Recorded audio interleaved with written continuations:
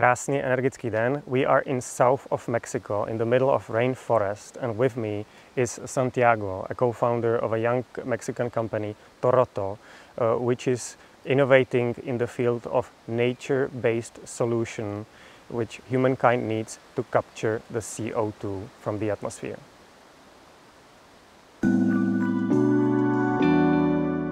Santiago, where are we, please? Jan, we are in Mexico, in the state of Campeche, in a rainforest region called Calakmul, which is the second largest rainforest in the continent after the Amazon rainforest. Mm-hmm. And this particular forest? This particular forest is owned by a group of people called Valentin Gomez Farias. It stands in the Calakmul municipality, and it is a medium evergreen forest where trees will never grow more than maybe 30-35 meters and never go thicker than a meter in range. So it's not, in diameter, but so it's not a very tall forest, but one of the largest there are. Mm-hmm. Why would humankind need trees? Well, shade, right? I mean, we all like to sit under a shade. Now, after the shade, there's other things that are not as important as shade, but also very important, like oxygen, for example. We like that a lot. But we also need trees to function as a sink for carbon, which they take from the atmosphere. Trees were here way before humans, or mammals, or even other animals for that matter. The reason we were able to come as animal species into the surface of the earth was trees. They provide several ecosystemic services, but no tree by itself provides them. The thing is, a big forest that can be either temperate, or the woods as they are called in Europe, or rainforests and jungles. Together they provide several ecosystemic services. Some of these can be quantified, some of these we are barely starting to understand. All of these we need. So, for example, one of the ecosystemic services provided by large groups of trees is that they become a carbon sink, right? 50% of all the weight of any piece of wood in the world is carbon that was in the atmosphere, was in the air, and it is now inside the trunk of a tree. And a well-preserved forest will store a huge amount of carbon over decades and even probably dozens of decades or thousands of years into the future. Now, there is also a very close relationship between forests and water. It is impossible to think of other ecosystem on the surface of the planet that harvests water and stores water in such an effective way as large groups of trees do, be it a rainforest or a jungle or a forest, the woods, etc. So that is also extremely important. And this happens through the communication between the surface or the visible part of the tree and the invisible part of the tree, what we call soil biomass.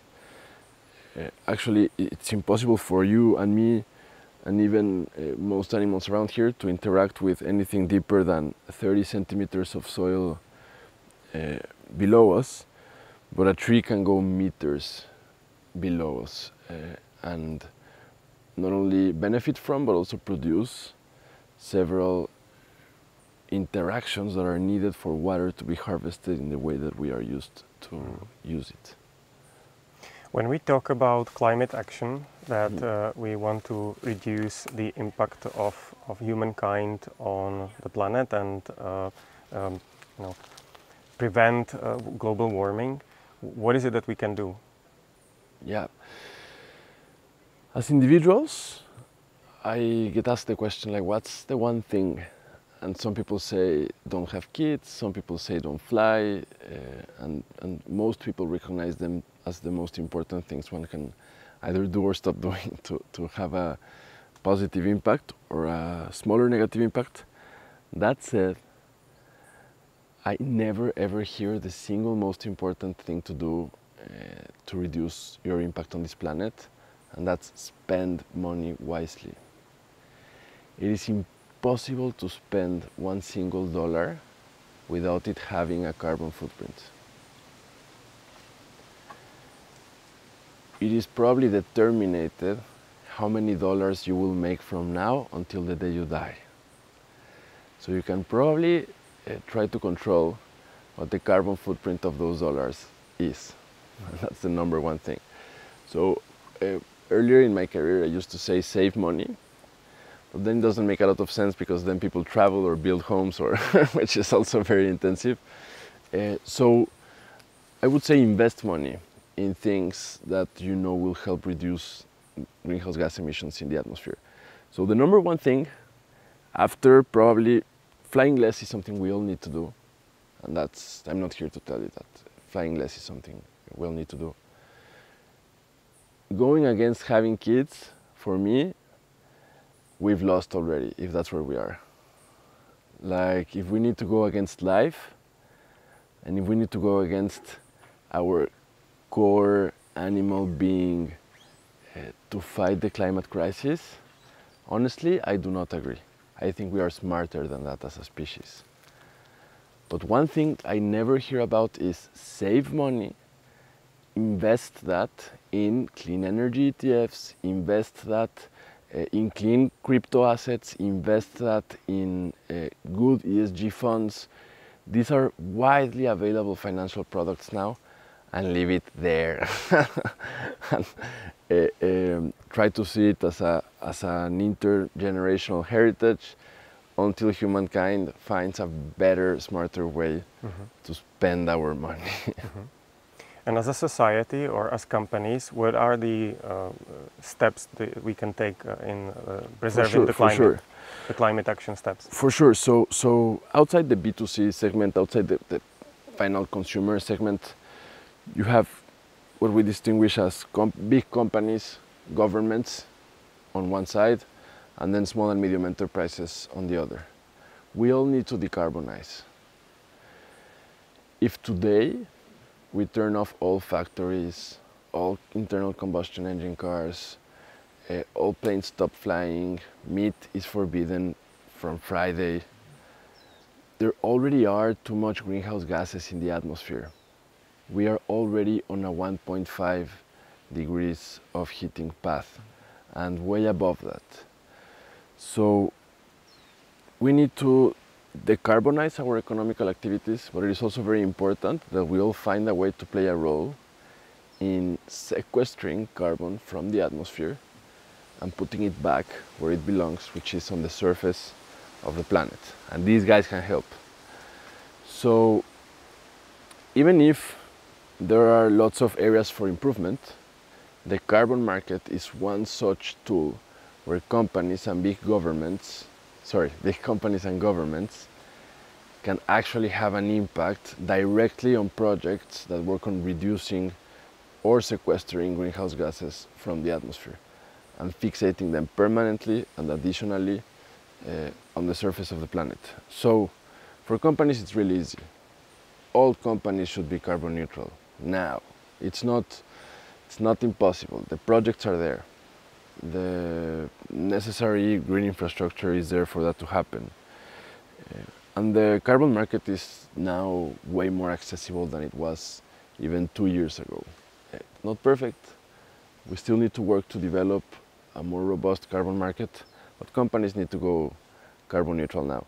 And governments should, from my point of view, put a higher and higher and higher and higher price on carbon from now until 2030, so that it is way more expensive to pollute than it is to actually work on reducing your emissions. But as always, this needs to happen as a consequence of a fiscal or economic incentive. Honestly, we do not have time for everyone to become conscious that this needs to happen. Sometimes it's not that we do not want to listen or respect people who disagree we should be fighting the climate crisis, but I think we need to work and then talk to them after we're done.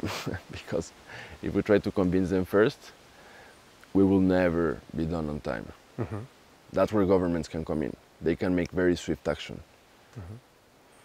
Now, can we get deeper into what could be the nature-based solutions to the climate crisis and, you know, carbon capturing? Yeah, for sure. So the Earth naturally has a certain capacity to store carbon both on oceans and on the Earth's surface. Oceanic carbon is way less understood, and also we feel like there's way less we can do as humans to alter the amount of carbon on the ocean in a meaningful way. But we have been learning about trees for a few thousand years, and we have been learning about other land-based living bodies or ecosystems, such as, for example, mangrove forests, or even deserts have an important role in carbon cycles around the world. So as we have degraded the land has lost much of its capacity to store carbon permanently. So not only are we emitting greenhouse gases, but we are also fighting against the natural capacity of the planet to sequester these greenhouse gases back onto the Earth's surface. Nature-based solutions are, or I like to think about nature-based solutions as a toolbox with several different tools that we can use to re-enhance Earth's capacity to sequester carbon, but also to provide other ecosystemic services such as water infiltration, soil generation, all very important things. The main thing is we manage land as humans. And in Toronto, we manage land, and that's what we do. We manage land so that it stores more carbon, infiltrates more water, holds more biodiversity. But the one proxy ecosystemic service that we use to monetize and make all of this possible is carbon. For every ton of carbon that a forest sequesters, we produce a certified, verified, additional, permanent, unique, traceable, transparent carbon offset that is worth a certain amount of money. When a final customer pays for that carbon offset, what they're doing is paying for us to be able to sequester more carbon onto the Earth's surface and suck it out of the atmosphere where it is causing so much harm. Now, we also work with nature to do what we call climate change adaptation. So even though we firmly believe that it is not in our human nature to give up fighting against the climate crisis, we also need to learn that we'll live with at least some form of climate crisis for the rest of our existence as humans on this planet. So a lot of the nature-based solutions that we implement also provide adaptation to future climate scenarios for the communities that live in the areas where we build these nature-based solutions, such as forests and other green infrastructure, yes, but also, for example, soil retention works, other kinds of interventions we can do to a project area to increase the amount of water that it harvests. We can also use certain vegetation species that we understand are more resilient to future climate scenarios. So we play two games. We play the game of sucking greenhouse gases out of the atmosphere and putting them back where they belong on the Earth's surface, but we also play the game of providing the necessary green infrastructure so that ecosystems with their natural members, but also their human members, can better adapt to the climate crisis that is to come. Being in the rainforest, how much CO2 does the forest capture every year if we talk about 1 hectare? Yeah, this is a very interesting question. 1 hectare of rainforest can produce between 3 and 8 carbon offsets every year. But because of the way that the carbon market works, and that it's so conservative and that it's so cautious with it over measuring, we can for sure say that 1 hectare of rainforest is actually capturing way more CO2 than what carbon offsets it produces. So I will phrase it like that. 1 hectare of forest, rainforest, mangrove, forest, woods, jungle, etc. can capture from 10 to 20 tons of CO2 every year. It changes a lot because mature forests capture less. Every year they grow only a little, so they are huge carbon sinks, but they are growing only a little every year. Whereas very young jungles and forests maybe don't have yet stored a lot of carbon, but are growing like crazy, right? They're like an adolescent who needs to feed, and they feed on CO2 in the range of 10 to 20 tons per hectare per year. Now, this is the same range of greenhouse gases per capita in most developed countries. 10 to 20 tons of CO2 equivalent per person per year. In the case of the United States, for example, it's more like 15. So you can assume 1 person per 1 hectare of forest, so that the impact of 1 person is compensated.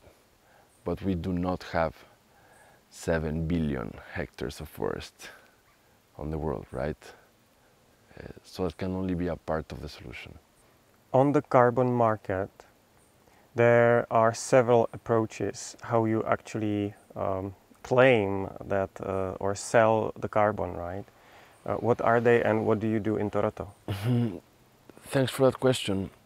The carbon market is complex in that not all carbon offsets are the same. So that's one of the first things one learns as one approaches the carbon market. So first of all, some carbon offsets have to do with what we call carbon removal, and other carbon offsets have to do with what we call carbon avoidance. So for example, a carbon offset that is produced because of avoidance is I install an energy efficiency project, for example, and because I'm now using 7 less tons of CO2 equivalent per year, then I get 7 carbon offsets every year because someone is paying so that I can save these emissions.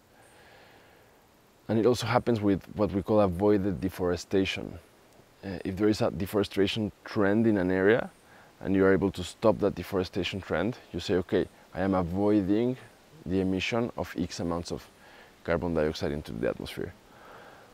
While this makes sense, and we do prefer to live in a world with energy efficiency, and we do prefer to live in a world with avoided deforestation, in Toronto we feel like the carbon market is not the best place to find financing for such projects.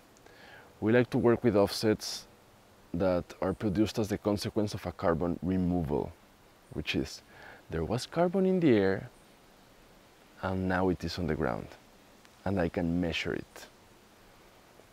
So if a company is paying for the offsetting of 1 ton of CO2 equivalent, we have captured at least 1 ton of CO2 that was in the atmosphere and is now on the ground on this very year.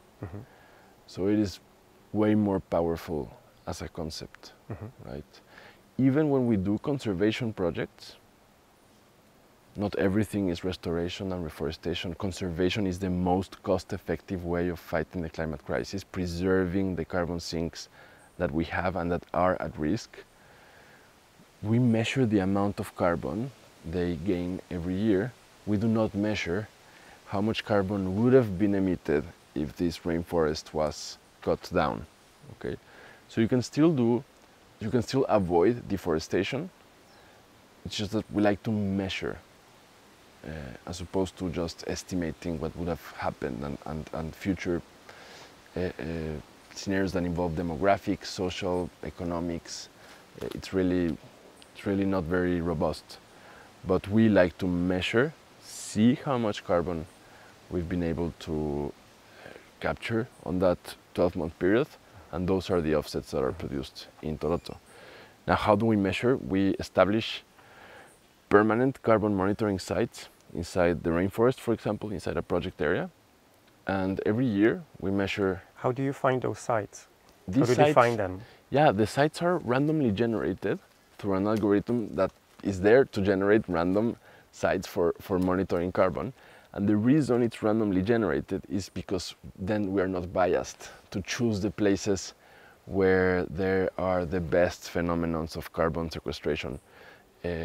So we really do very robust protocols so that our own personal bias doesn't interfere, like in any other scientific process for that matter.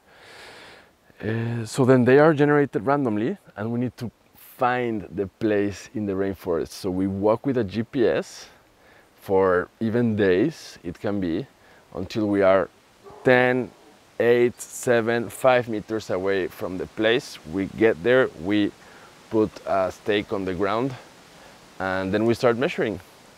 We measure diameters, we measure heights using special instruments, precise heights of all the trees. We also identify the species of the trees. If the botanist that is inside the crew cannot identify a tree species, we need to take samples. We will also start taking soil samples to understand how much carbon there is in the soil. And every year these remeasurements happen. So every year we can see how the whole of the rainforest is behaving to a degree of error, depending on the project, that can range between 5 to 10%, more or less. Mm-hmm. So if we say there's 400,000 tons of carbon, there's between 360 to 440,000 tons of carbon to a 95 degree of confidence, which is extremely robust for a scientific process in a forest. So when you develop this CO2 measuring offsetting project with the local Ejidos, right? Mm-hmm. Then you do the base measurement, and on 100% of the GPS locations, right, in that forest. How often, or what percentage do you need to repeat every year? Okay, thanks for the question. So after we have measured what we call the baseline, which is knowing how much carbon there is in the project area today, then we come back to between 10 to 20% of all the monitoring sites every year. And every 5 years, we do a 100% verification of them all. Mm-hmm. This allows us to very precisely calibrate our carbon growth models. And we haven't yet started using remote sensing, right? After taking enough data on the field level, it only makes sense to start using satellite data, which is going to be less precise. But because you have field level data, you can calibrate the satellite information and get even better results than with any method independently. No? And not only that, but after Toronto comes and does all these measurements with the local Ejidos, after we've done the remote sensing, after we've done the paper, after we've done the project report, then comes a verification body that goes to the same monitoring sites, reviews the same documents, checks the papers, etc., and they need to be in full confidence that what we're doing and saying is the truth. We actually don't have a relationship with these verifiers. They are trained and certified by the Climate Action Reserve in the state of California. So it is a very robust process, even by itself, that then is checked by a third party, that is another scientific body that will make sure that all that we're doing is correct. And they issue lots of recommendations, they issue areas of improvement, and they need to be applied by next year. So these are projects where we think on the long run, but are very quick to implement improvements on the short term. Mm-hmm. Can you explain what Ejidos are and how much of a rainforest would they own in Mexico? Yeah, for sure. Ejidos are a very particular type of property in the world. 51% of all Mexican land is an ejido. That would be like more than 50% of Western and Central Europe, right? Being owned under this kind of property form. It is a property form where not one person owns something. A piece of land is owned by several people. It can be 50 people, 100 people, even 1,000 people. And Ejidos can be 500 hectares large or 80,000 hectares large. And what they do is they agree to how land is going to be managed in general assemblies. So even though they have a sheriff and they have a guy who is in charge of representing the voice of the assembly, and this person is democratically chosen every 3 years, etc., the most important decisions need to be informed and taken during a general assembly, which they happen every end of the month.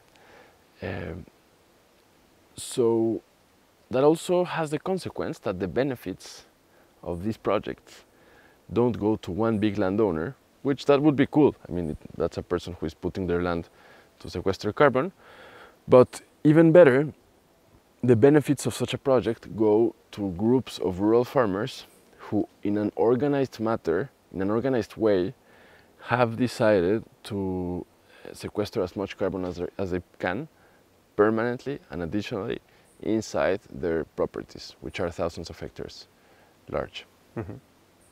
And so basically you signed 30-year contracts with them that you would actually run the measurement, the CO2 offset part of the contract, and you would also help them to sell it, right? Yeah, of course.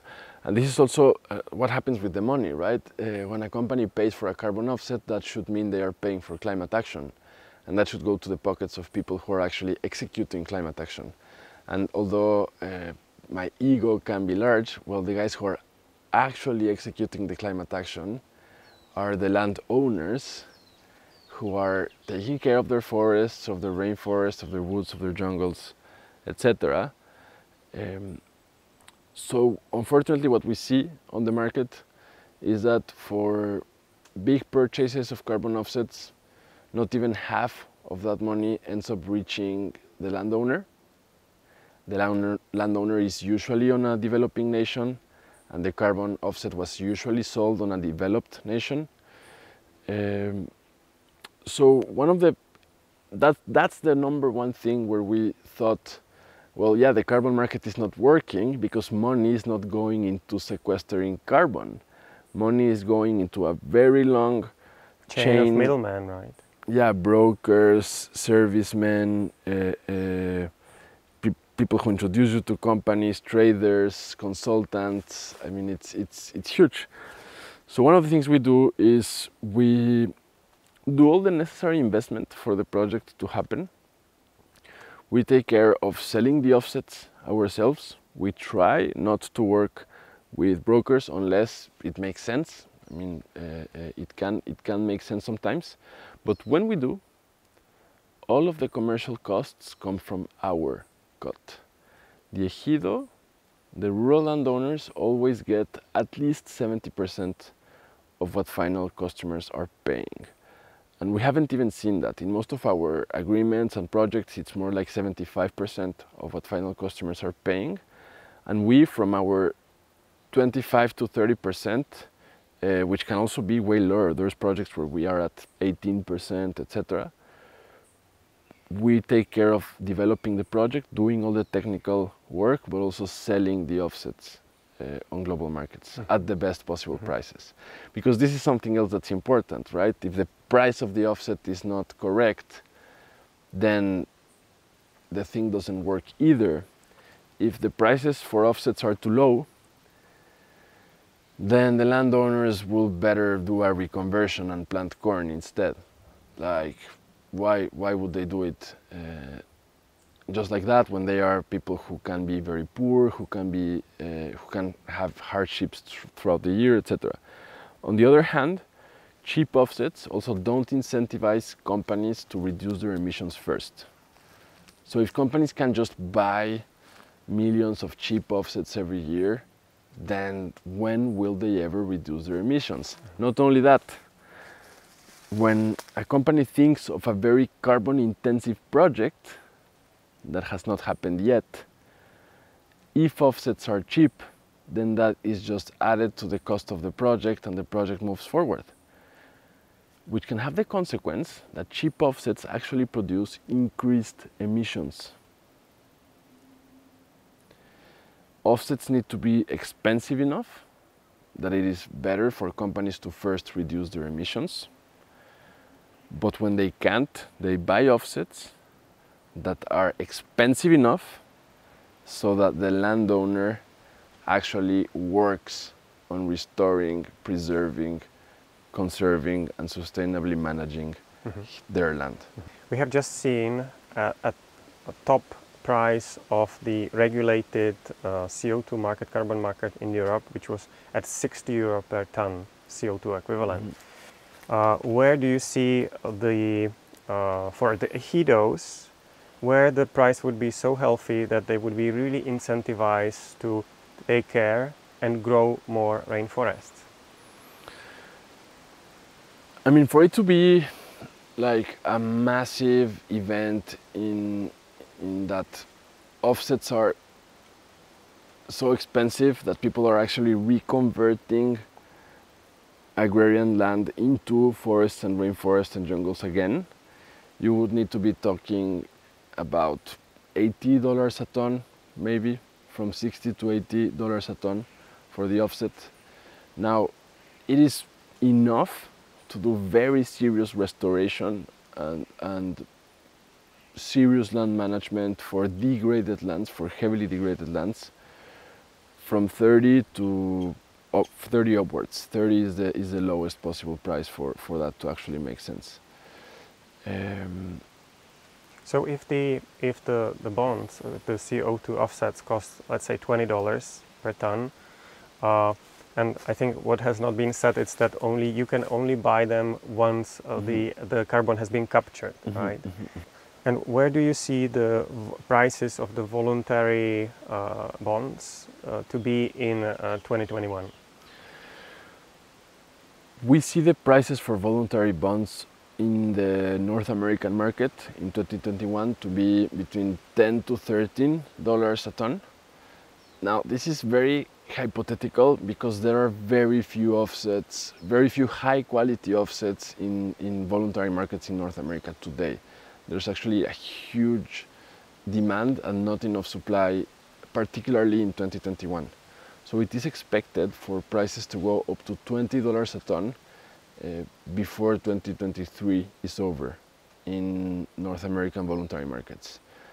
And honestly, $20 a ton is great for landowners to implement more things than if it's just $10 a ton. It really starts making way more sense for them to do better monitoring, to actually start seeing this as their way of life and not just one additional baseload income that they have, but something they will start working for in order for it to be larger, sustained, permanent, etc.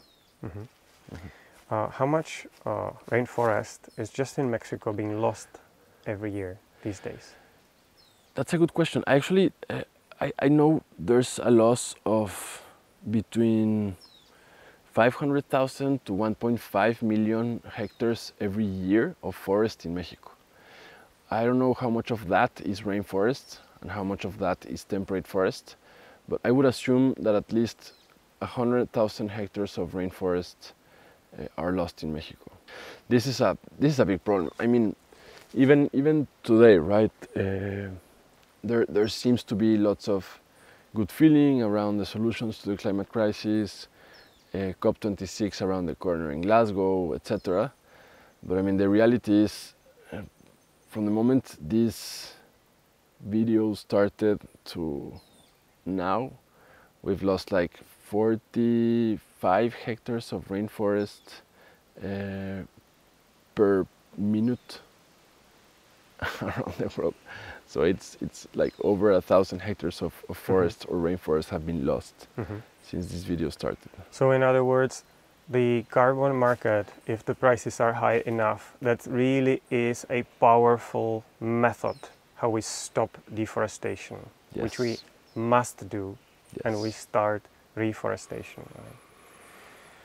You, besides this Calakmul, where you basically now talking about that Toroto is cooperating with Ejidos, who have 200,000 hectares, right? Mm-hmm. You also do other nature-based solutions in other regions in Mexico, right? Yeah, yeah, of course. So one of the things we're best at is doing erosion control. We've developed lots of knowledge around that. There are certain areas in Mexico where vegetation is not as dense, more desertic parts of the country where trees are not very high. You see a lot of cactus and related species around. When those areas are deforested, they start eroding very fast. And what happens is mountains lose the ability to have more vegetation into the future if there is no soil to actually house that vegetation. You know? So we do lots of soil conservation works. We install gabion dams, accommodated stone barriers, and other kinds of land-based infrastructure that modifies the mountain a little bit so that it stops losing soil and vegetation can grow again on the degraded areas of the hill, and then soil is catched by the roots of trees and never again eroded. So let's have a look, Santiago, what you do in the Apan Valley region, which is close by to the Mexico City. Of course, yeah, let's go. So right now we are in the state of Hidalgo in Mexico, witnessing a very dramatic erosion problem. We are in a region called Apan, where a lot of barley is produced. The problem is the hills that are surrounding the valley have been heavily deforested, and the vegetation species that are here have been harvested unsustainably. So as soil has become exposed, it has eroded and provoked the sediment that should be on the hills to flow downwards towards the water bodies that are in the middle of the valley, provoking them to lose depth and dry out.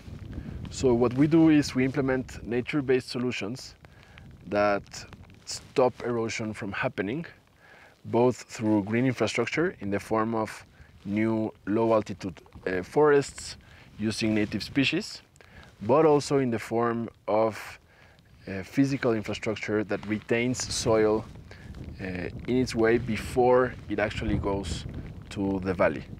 This we also do by only using materials that we can find on these hills, creating employment for around 50 people that live less than 15 minutes away from where we are. So some of the species that we plant are this right here. This is called a nopal. This was planted on December last year. It actually already has some fruit. It has very tiny spines, so it's impossible for me to take it with my bare hand. But this is one of the species that we plant. In this area, we've planted at least 20,000 nopales so far, and we'll plant like 20 more thousand nopales before the end of this year. And we're also planting a different species that's called maguey. Maguey is this kind of cactus that we have right here.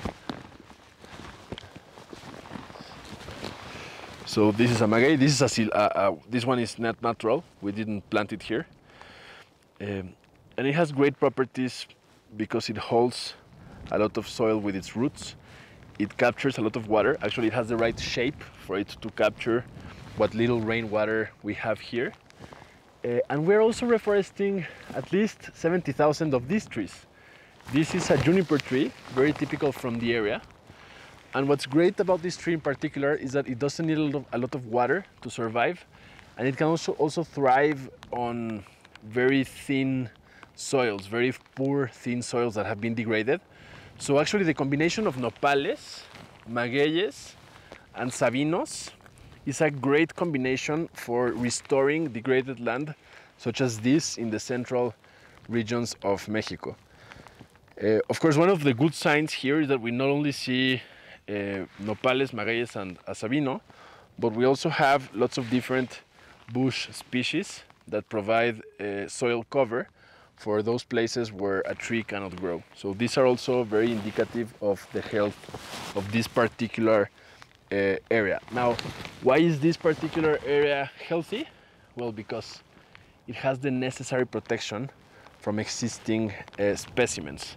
So this little here island of vegetation is a great example of what happens when a tree grows successfully.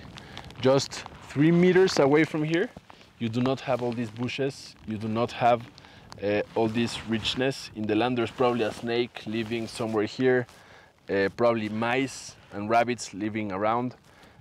So this is a lot of what we're trying to achieve, but at a much greater scale in the state of Hidalgo. So this accommodated stone dam was built here to prevent soil and wood to go all the way with gravity to the lower parts of the valley. So there is a thing with an erosion process in a hill that it takes away the sediment from where it belonged to the lower part of the valley. And what we want to do is to keep the sediment in the hill, because then it will be a surface where vegetation can grow. So we built this here because here a gully was starting to form, which is a form of erosion, a mild to medium shape of erosion. And what we can see here is that this accommodated stone dam worked very well with the rain. We just had a very, very heavy rain, and all of this wood and sediment that was eroded from the upper part of the hill is now stuck here. And the intention is that along the years, throughout the years, this starts filling up with sediment that can be a surface where plants can grow. And then it's not going to look like this, it's going to look more like that, like plain sediment with grass and eventually bushes and eventually agaves and trees.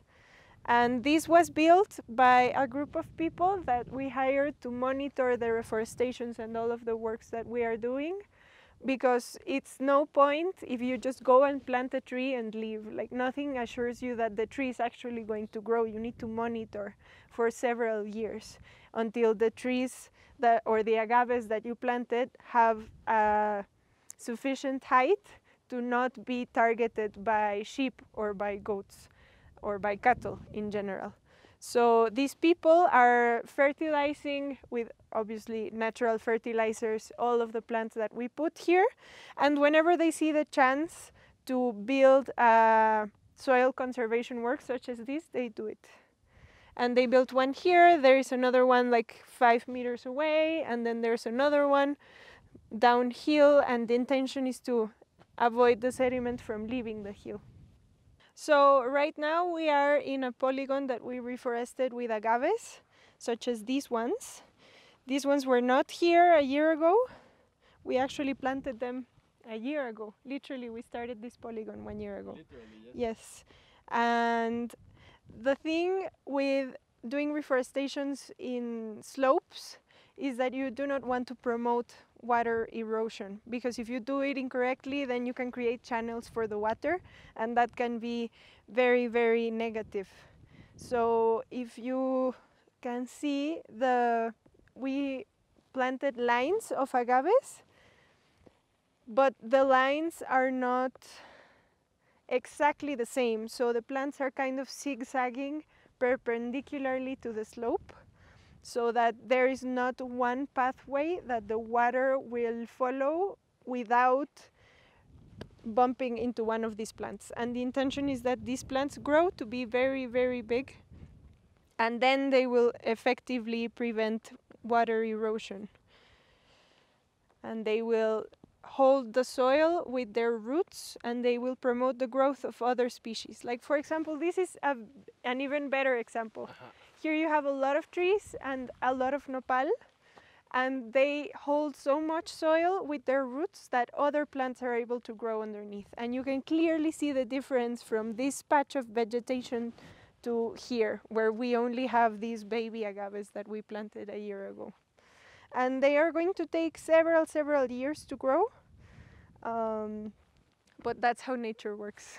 One thing that's very important is that we want to promote water infiltration as opposed to water just sliding into the valley, bringing soil with it. One of the ways in which we do it is every time we plant a maguey, we do a 50 centimeter exposure of the soil, so that when it rains, all of this soil is more exposed to absorbing water than the soil that was not disturbed right next to it. Actually, we have a little bit more flowers and other vegetation in the area that is contiguous to the maguey that we planted, because this area here infiltrates more water into the aquifer than areas that were not intervened by us. What's interesting is if you plant 1,000 magueyes per hectare, then you're creating 1,050 centimeter diameter holes per hectare that will infiltrate water into the aquifer. So the water infiltration benefits of doing green infrastructure works like this start happening on the first year, even if vegetation species take longer to mature and establish in the environment where they are planted. And what you want eventually is to create a natural successionary state where, because this develops correctly, you can have other bush species and smaller tree species and other nopal species develop around a healthier environment in time. So maybe after 5 years or 10 years of monitoring this, there's no longer anything to be done because you've achieved a successionary state where nature is being able to regenerate itself naturally. So here in Mexico, we have seen the rainforests as a major role in capturing the CO2. And also we have talked about the nature-based solutions which are more related to reforesting, even in areas we wouldn't have a rainforest, and working also with the soil. Could you please explain more on what is next when we move outside of trees and get to soil and yeah, water? for sure. So the holy grail is soil. Everything that we do has the consequence of improving soil health and thus gaining the capacity to act as a carbon sink and to sequester carbon and to be healthy into the future. Now, of course, it is very logical and immediate to think about forests, rainforests, jungles, woods, etc., because there's a lot of carbon in trees, but the world is no longer covered only by forests and rainforests. The world is now covered by agriculture. So the next step in the fight against the climate crisis, if we are ever done with trees, something we should start doing already, is working with agricultural systems so we can implement regenerative agricultural practices that have the consequence of increasing the amount of carbon that is stored in the soil where our food is being produced. So we actually are working with a few companies that have a large agro component in their supply chain, so that we can find a way of decarbonize that supply chain by implementing practices that increase outputs for landowners, improve the prices of their harvests, but also sequester carbon in the land where they are producing our food, which is great because then if you do carbon removals, that's a carbon offset, right, which is worth money. So it's even better income for the landowners who are a part of the supply chain of huge companies around the world. What will be the key practical steps that can be done in agriculture to actually move from CO2 emitting agriculture to CO2 capturing? Yeah, that's a very good question. One we are not done answering, but for sure it's a lot about moving the line, right? So agriculture is right now emitting a lot of greenhouse gases to the atmosphere because of fertilizer use, because most farmers in the world actually they remove 5 to 10 centimeters of soil every March, and that liberates a huge amount of greenhouse gases as well.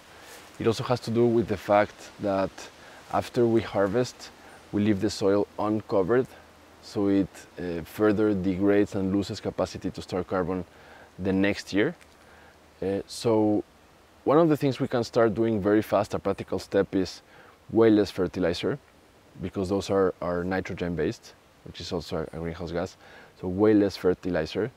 Then never removing the soil more than 3 centimeters from what you have on the surface. And then after you're done with harvest, leave the residual crop covering the soil so that it remains in a temperature that can allow it to hold living microorganisms until next year's harvest. Also, rotational crops are very important. Using controlled irrigation, for example, is extremely sustainable both financially and environmentally. And a combination of all of these strategies will help us get agriculture from emitting lots of carbon dioxide to the atmosphere to actually sequestering carbon, fixating carbon in the soil. And it's not only carbon dioxide that it emits. We call it carbon dioxide equivalent to have one single unit for different greenhouse gases. But the main one when you're talking about agriculture is nitrous oxide. From what you do here in Mexico, what can be applied in other countries around the globe, in Europe, Canada, Latin for America, sure. We would be very excited to also develop projects outside of Mexico. Of course, Mexico is our home. We are learning a lot here and we are fine-tuning our abilities here. But there is not such a huge step for us to take in order to be able to develop projects in Canada, to be able to develop projects in other Latin American countries. And this is something that we need to happen to have fast, right? We're all part of a struggle against the climate crisis. So it's not that we have a lot of time for us to be very confident in ourselves. So we are looking for opportunities to do an operation outside of the country, see what happens. It might be that we cross the Atlantic, it might be that we don't need to cross the Atlantic for that. Even the Pacific in the future, I don't know. Lots of very exciting companies in our space operate in over 20 countries because nature works the same pretty much everywhere, right? You have a different type of nature, but trees grow up, water falls down, gravity works pretty much the same. So we can apply most of the things that we know in one place or the other. So to conclude, if a company, because let's fix on the companies because they employ everyone. If a company decides that they want to be serious about decreasing their footprint on the planet, right, their CO2 or carbon equivalent footprint, what is it that they should do? Yeah, so a company needs to walk what we call a climate journey, and all companies are already in their climate journey, even if unwillingly so. Companies first need to measure what their impact on the environment is. So they need to do environmental accounting. They need to learn how much greenhouse gases they emit to the atmosphere. They need to learn how much water is polluted as a consequence of their activities and other such impacts on social and natural environments. You know? After the impact has been measured, we always find areas of opportunity for this impact to be reduced. And remember, polluting is spending, right? So in a lot of circumstances, polluting less is also about spending less. So it actually makes a lot of sense to do it. After most mitigation opportunities have been identified and we have traced a plan to see when different technologies will be mature so that we can further reduce the emissions of a customer of ours, then we know how much greenhouse gases need to be removed from the atmosphere to offset what emissions cannot be reduced from that company. And that's where we move towards selling them very high quality carbon offsets that are produced in projects such as this. Santiago, thank you very much for your time. Thank you, Jan, and thank your audience, please, for supporting a non-Czech video. I am very grateful for that. Thank you very much for watching an English-only video, and the first ever on my channel, because simply we are here in Mexico. If you have any questions or comments, feel free to put them down below the video, and we'll be happy to answer them with the colleagues from Toronto. I would be very pleased if you were sharing the video if it was of interest to you. And I have to say I'm proud that I represent an early investor into Toronto, and I happen to be on the board of the company for the past 1 year. Have a beautiful day and see you next time. Bye.